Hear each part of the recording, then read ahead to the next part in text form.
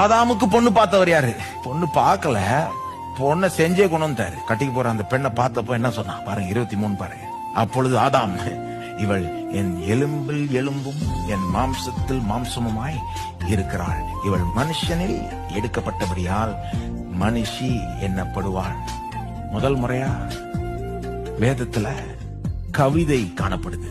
கட்டி போற பெண்ணை பார்த்தா ஆதாமுக்கு தானா கவிதை வருது, லவ் சாங் வருது, காதல் பாட்டு. இதுக்கு ஒரு அழகு இருக்கு. இதுக்கு ஒரு அழகை கொடுத்தவர் தேவன், சினிமா கிடையாது.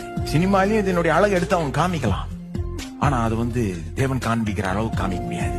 சரியாவும் காமிக்க மாட்டாங்க, ஓவரா கொண்டு போயிடுவாங்க. இதுதான் எல்லாம், இது இல்லைன்னா ஒண்ணுமே இல்லை அப்படின்னு போயிடுவாங்க அவங்க. எலும்பில் எலும்பும் என் மாம்சத்தில் மாம்சம்னா என்னில் ஒரு பங்கு அவள். She is a part of me. அவள் வேற யாரோ கிடையாது, என்னில் ஒரு